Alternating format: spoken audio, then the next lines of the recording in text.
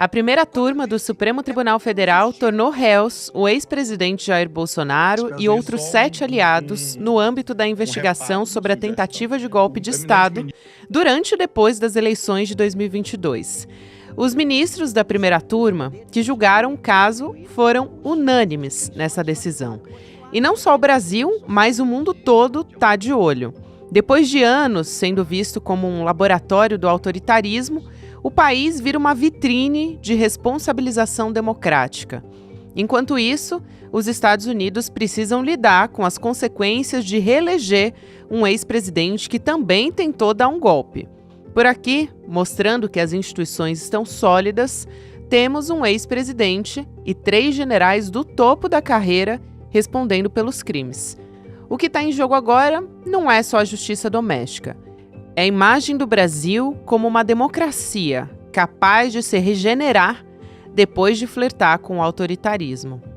Sexta-feira, 28 de março de 2025.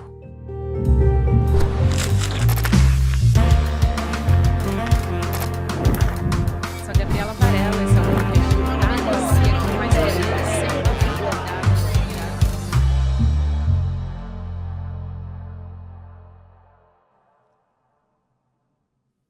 Olá, seja muito bem-vindo, seja muito bem-vinda. Eu sou a Gabriela Varela e esse é o videocast em Detalhes. Aqui sempre com um convidado, uma convidada, a gente analisa uma temática, uma notícia importante do momento.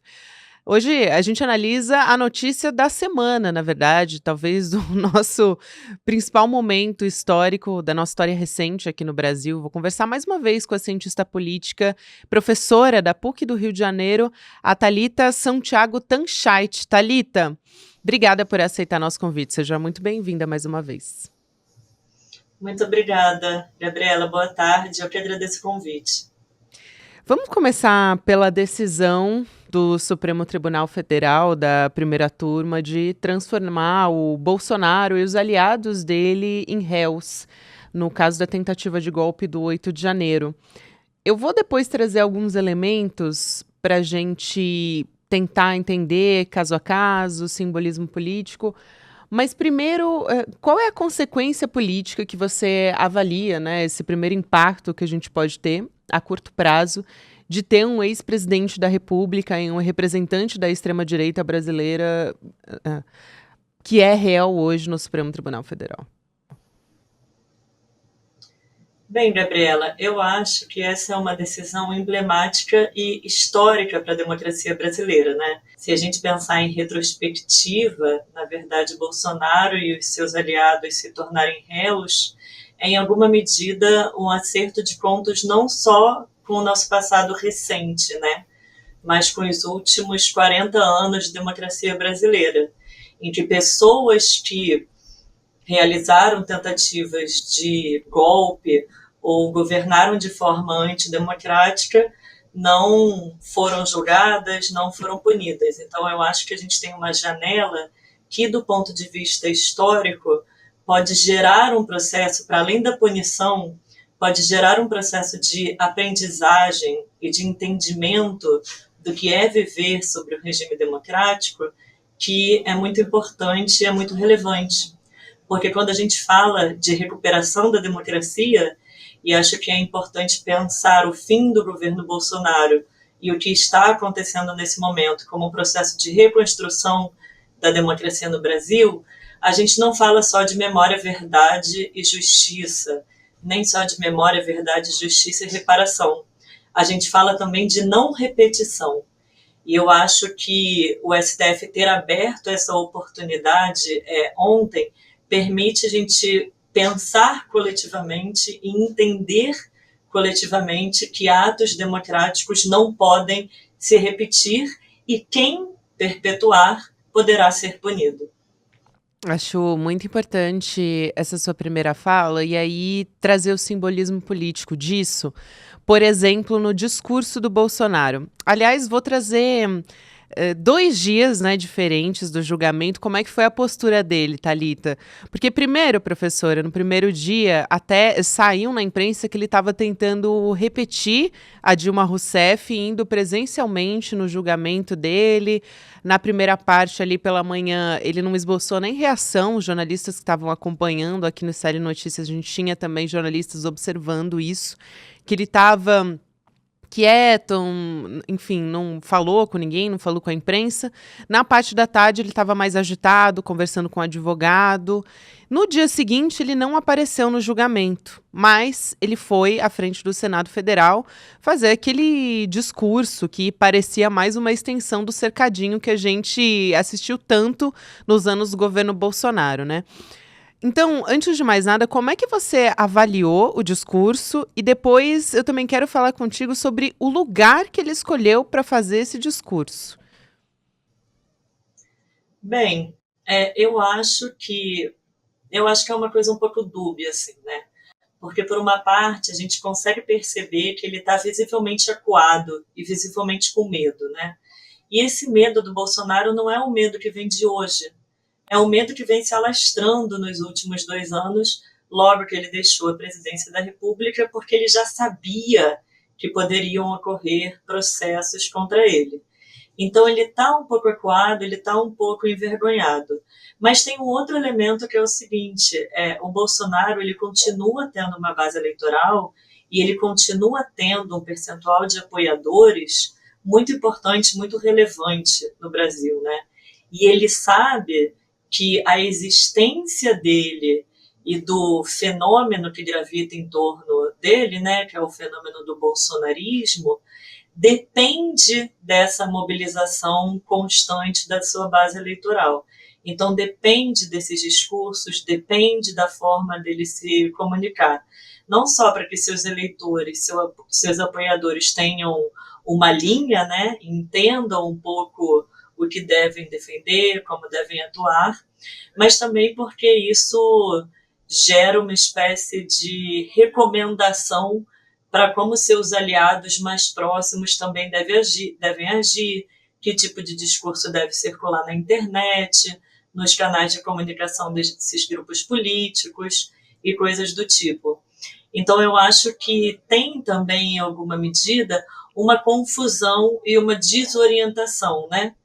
Então, uma estratégia de resguardo, ao mesmo tempo que a mobilização precisa continuar. Eu iria um pouco por aí. Falando nisso, a gente tem no dia 6 de abril uma mobilização na Avenida Paulista, em São Paulo, da extrema-direita pela anistia. Então, acho que também nesse sentido de continuidade que você está falando. Aí, eu queria trazer um pouco, professora, a escolha pelo lugar do Senado Federal. O professor João César de Castro Rocha, ele já falou muito com a gente aqui no ICL sobre o quanto para a extrema-direita seria importante ocupar um lugar como o Senado Federal, porque o Senado hoje é o único lugar que dá para pautar o impeachment de ministros do Supremo Tribunal Federal, que é justamente o poder que entra em rota de colisão com o bolsonarismo e com a extrema-direita também. Então, eu te pergunto se essa escolha foi simbólica nesse sentido, e também pelo outro lado, de ocupar um lugar. O Bolsonaro ele não tem um cargo no Senado Federal, tudo bem, tem um filho que é senador, mas o que explica essa escolha na tua avaliação? Eu acho que uma questão interessante é pensar nesse elemento provocativo, né? Porque líderes como o Bolsonaro, eles estão sempre jogando de uma forma maniqueísta. E aqui não estou falando maniqueísmo no sentido pejorativo, mas no sentido etimológico da palavra mesmo, né? É muito importante para o Bolsonaro construir esse discurso de nós contra eles, ou de disseram que eu queria dar um golpe, mas na verdade eu estava defendendo a democracia brasileira, eu estava defendendo as instituições brasileiras, e esse apontamento que o Bolsonaro faz de determinados inimigos dele, né? Então é interessante pensar que o STF não é de hoje. Hoje talvez poderia ser o STF como um todo, mas vários ministros do STF já são há algum tempo inimigos declarados do Bolsonaro. Só que a gente sabe também que o Bolsonaro ele depende do Estado e da ocupação do Estado. Então, eu veria essa questão do discurso no Senado Federal como uma questão provocativa, mas também como uma tentativa de virar um pouco o jogo, sabe? Como assim eu quis atacar a democracia brasileira? Como assim eu incitei essas pessoas? Eu estava no Senado Federal, eu estou falando com vocês de Brasília. Eu acho que são mensagens que ele tenta passar nesse sentido também, né? Quando ele escolhe Brasília, inclusive. Ele não precisaria estar em Brasília. A Dilma estava em Brasília porque ela era presidenta na época, né? Ele não precisaria estar lá. Eu acho que vai um pouco por aí. Vou fazer uma pausa aqui na nossa conversa para lembrar você que para melhorar a nossa saúde mental, nosso bem-estar e vários aspectos da nossa vida, a gente pode entender com grandes profissionais, atletas, como trazer o esporte para a nossa vida ou a prática esportiva. Você vai entender melhor isso no domingo agora, dia 30 de março, 8 horas da noite. O Eduardo Moreira vai conversar com grandes atletas como o Mark Allen, como a Joana Maranhão e também com outros atletas que vão aparecer ao longo dessa jornada esportiva. A Formiga, por exemplo, que é uma grande atleta, né, do nosso futebol e outras personalidades importantes.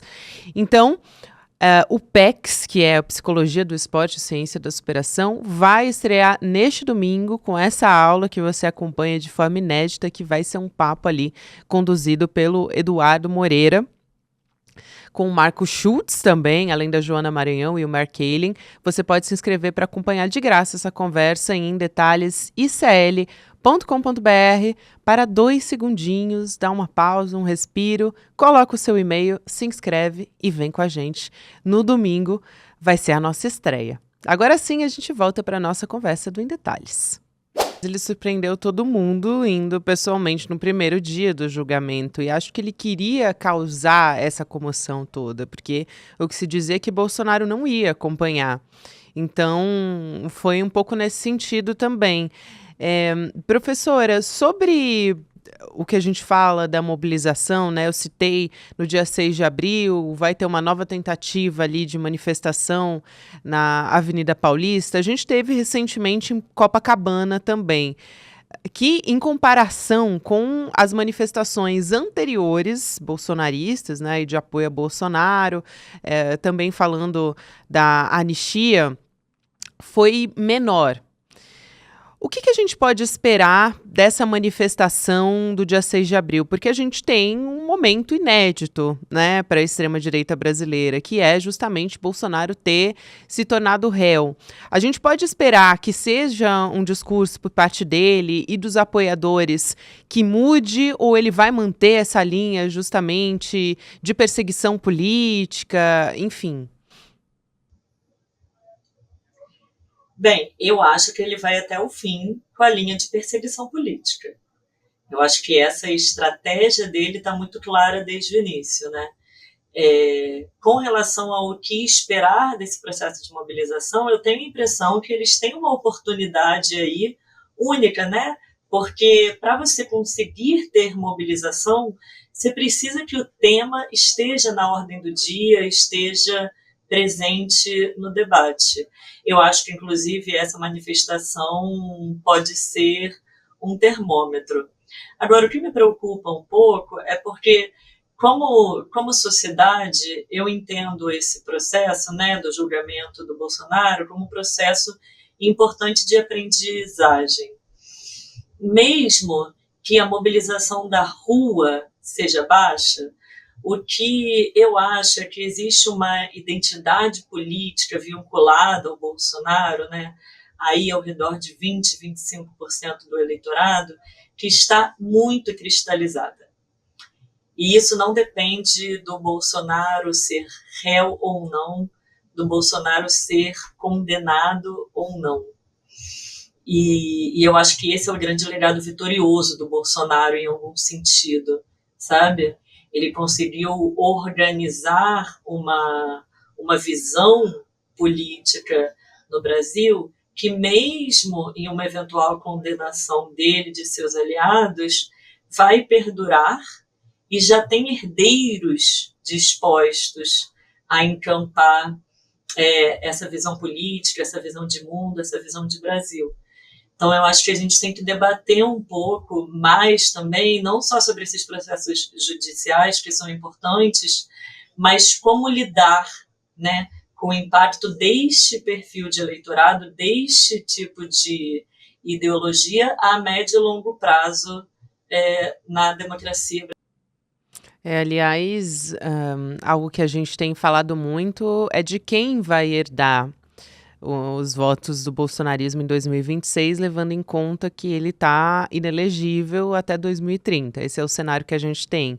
O Tarcísio de Freitas, ele é tido como o candidato ideal pós-Bolsonaro. Mas, ao mesmo tempo, publicamente, essa semana, eles foram lado a lado da entrevista para um podcast, o Jair Bolsonaro e o Tarcísio, e o Bolsonaro disse: olha, eu não tenho nenhuma intenção de passar o bastão, só vou passar o bastão quando eu morrer. E o Tarcísio disse: não, realmente, não há nenhuma intenção de passar o bastão. Ao mesmo tempo que na imprensa sempre saem notícias de que nos bastidores o Tarcísio está se articulando. Enfim, eu queria te ouvir justamente sobre 2026, levando em conta até que a gente tem um processo em paralelo correndo no judiciário que não tem como não dizer que impacta de alguma maneira na sociedade, na percepção das pessoas e, consequentemente, no voto. Então, o que a gente pode esperar para 2026? E sobre a postura também do Tarcísio, que seria talvez o principal. A gente tem a possibilidade de ter um filho do Bolsonaro também, porque o bolsonarismo quer manter isso concentrado dentro da família dele. E até lideranças que vão despontando ali no Congresso, um Nicolas Ferreira da vida, por aí vai.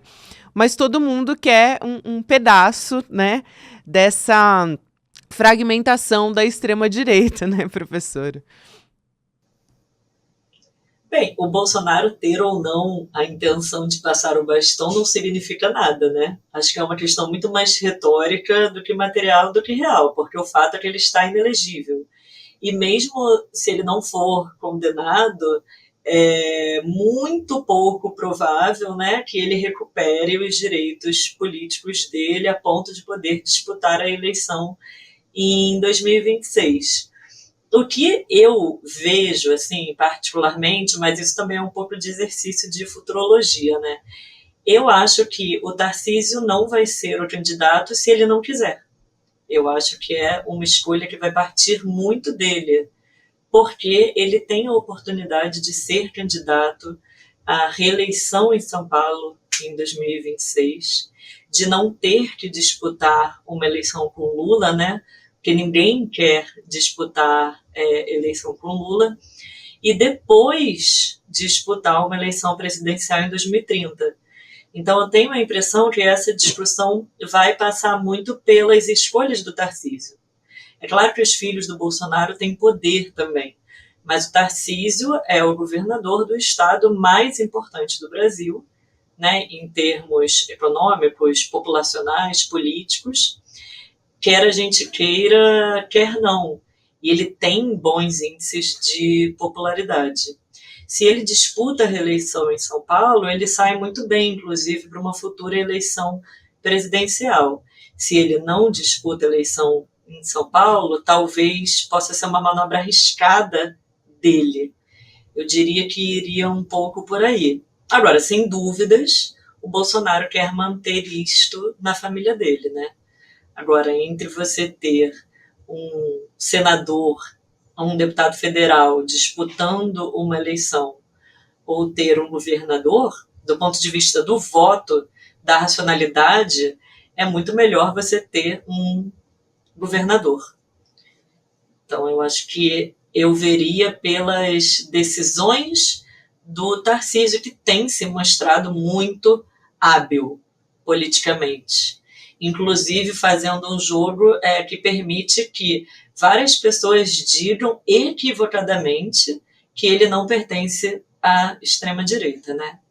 Isso que eu ia te perguntar, justamente, Thalita, porque a gente tem um Tarcísio que, claro, não vai dizer, não, eu sou o candidato de 2026, porque senão ele vai desagradar os eleitores do Bolsonaro. Então ele diz, não, realmente, eu apoio o Bolsonaro à presidência, até porque isso também pode ser um acordo político entre os dois, né? Não dá para saber tudo que se passa nessas articulações políticas.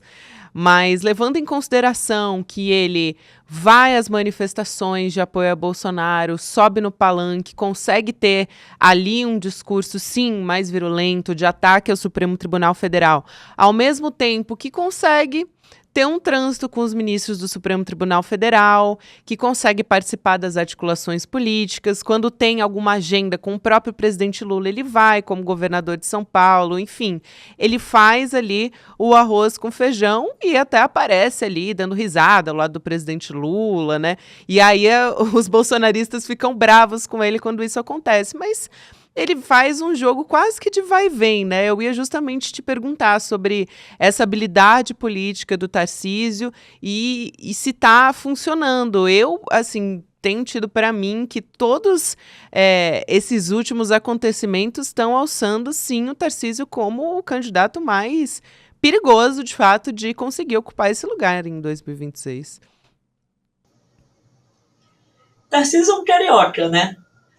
Tem a malandragem do carioca, vamos combinar, foi eleito governador do estado de São Paulo sem o mínimo conhecimento do estado de São Paulo, né? Então acho que isso é um fato importante. Acho que tem um desafio, assim, né, nesse campo. As pessoas gostam muito de falar dos desafios da esquerda e olham um pouco para o desafio deste campo, que é o seguinte: esse campo se consolidou e se pluralizou, né, no Brasil. Você não tem só o Bolsonaro, você tem diversos representantes em governos estaduais, no Senado, na Câmara dos Deputados. Qual que é a capacidade do Bolsonaro? Que ele consegue congregar, né, essa constelação que pertence à ultradireita em torno da figura dele. Então ele consegue congregar a igreja evangélica, consegue congregar os militares, os policiais militares, o agronegócio, todos esses setores, né? E o que a gente não sabe ainda é a capacidade de outras figuras extra-Bolsonaro, além Bolsonaro, de congregarem esses interesses distintos. Eu acho que o Tarcísio ele tem sido muito hábil fazendo o jogo político nas elites políticas. Então ele tem apaziguado as relações da extrema-direita com o próprio Poder Executivo, governo federal, Lula e outros setores do centro e por aí vai. Uma coisa que me chamou a atenção e eu achei interessante é que no discurso do Bolsonaro estava o Ciro Nogueira, que foi ministro do Bolsonaro. Mas figuras importantes do Centrão não estavam lá. Até a gente teve recentemente uma mudança na presidência da Câmara e do Senado, alterou um pouco o cenário em relação à anistia e outras pautas que são importantes para a extrema-direita. E eles continuam sendo maioria ali na articulação mais importante do Congresso Nacional. A gente tem muitos parlamentares também ligados à extrema-direita e conservadores, né? O Congresso mais conservador de todos os tempos, a gente não tem nenhuma dúvida disso. Agora, a movimentação do Centrão com o julgamento de Bolsonaro e ele se tornando réu, como é que você avalia esse posicionamento do Centrão, né? Para mim, parece que o Centrão está se movimentando como sempre foi, né? Eles ficam com um pé em cada canoa e também não vai abraçar politicamente um barco que está afundando, né? Eu acho que o Centrão está no melhor dos mundos, assim, dentro daquilo que ele se propõe a ser, né? Porque como eles não têm esse interesse de disputar eleições presidenciais, eles não precisam se comprometer com determinadas agendas e determinadas pautas que o PT e o PL precisam, né? Então ele está ali observando e vendo como que ele consegue extrair mais recursos. É um pouco que o PMDB fez historicamente, só que uma posição muito melhor agora, né? Não só porque a gente tem esse Congresso mais conservador, mas também porque, além da gente ter um centrão maior, a gente tem um Congresso com mais autonomia com relação ao Poder Executivo. Então, o Centrão atualmente, ele não necessariamente precisa compor ministérios, né, ou aceitar a agenda do Poder Executivo para ser bem sucedido. Ele tem outros mecanismos ali do Legislativo brasileiro atualmente, a partir das reformas que foram feitas no Legislativo, que dão mais autonomia para ele, inclusive autonomia orçamentária, assim. Então, eu acho que a questão um pouco do Centrão vai por essa observação e por uma estratégia que é igual à do PMDB do ponto de vista histórico, desde a sua fundação, em que, dependendo do estado, do local que a gente está falando, políticos do Centrão agirão mais a favor de um lado ou mais a favor de outro lado. Acho que para a gente fechar o nosso raciocínio, né, a nossa conversa, porque, na verdade, essa é uma história que a gente pode passar horas falando aqui, né, até porque é também um exercício de futurismo, né, Thalita, da gente pensar como é que vai ser daqui para frente no decorrer desse julgamento. Agora, bolsonarismo e extrema-direita são coisas diferentes, né? Eu queria fazer uma pergunta sobre se você acha que o bolsonarismo sai enfraquecido dessa história ou não, e se a extrema-direita, de alguma forma, é impactada. Se ele sai enfraquecido, olha, do ponto de vista eleitoral, eu acho, no curto prazo, eu acho que não muito. Porque eu acho que ele ser inelegível, estar inelegível, já é o que enfraquece de forma muito definitiva esse campo, porque não permite que ele seja candidato, né? Agora, no médio e longo prazo, eu acho que isso debilita esse campo político. Por quê? Porque um dos aspectos fundamentais, né, da extrema-direita, do bolsonarismo, podemos chamar por vários termos, é que conforme eles vão ganhando poder, eles vão trabalhando para minar a democracia, né? E o processo na contemporaneidade não é mais por golpes de Estado que interrompem um dia, e sim por processos lentos de degradação democrática. E no médio e no longo prazo, eu acho que esse processo mostra a esse campo político que eles não podem fazer qualquer coisa, né? Que o Brasil não é terra de ninguém, que tem norma, que tem regra e que tem que respeitar essas normas. Então que as pessoas têm que tomar cuidado com as ideias que elas professam, com os grupos que elas encampam e com as atitudes derivadas disso, né? Quer dizer, toda ação tem consequência, vocês não vão sair impune. E eu acho que isso, mais do que beneficiar ou prejudicar algum campo político, é muito importante para a vitalidade da democracia, né? Porque partidos, líderes, organizações podem passar. Isso é normal nas democracias, isso é ainda mais normal em democracias longevas. Por isso que é tão importante preservar as nossas instituições. Eu acho que esse processo está preocupado mais com a vitalidade e a longevidade da nossa democracia, e por isso ele é tão importante, do que apenas numa questão de curto prazo. Não sei se eu me fiz entender. A gente vai continuar acompanhando, Thalita, e foi um prazer te receber aqui mais uma vez. A gente vai conversar com certeza em breve mais sobre esses desdobramentos. Obrigada, até uma próxima, professora. Tá ótimo, muito obrigada. Até mais.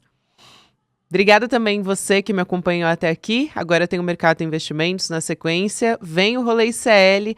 O Em Detalhes vai ao ar de segunda a sexta-feira nas plataformas de áudio. Você pode ouvir em qualquer momento do seu dia. Lembrando, a gente teve uma pequena mudança essa semana com o julgamento do Bolsonaro na nossa programação.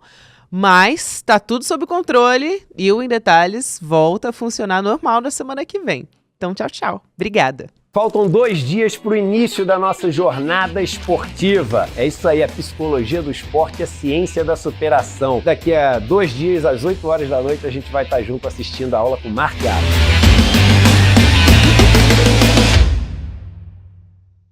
Você sabia que todos os nossos programas estão no Spotify? A notícia não pode parar e agora você pode acompanhar todos os nossos programas onde e quando quiser. Siga nossos canais no Spotify e tenha acesso ao Chico Pinheiro Entrevista, Desperta ICL, Rolê e muito mais. ICL no Spotify. Informação que te acompanha.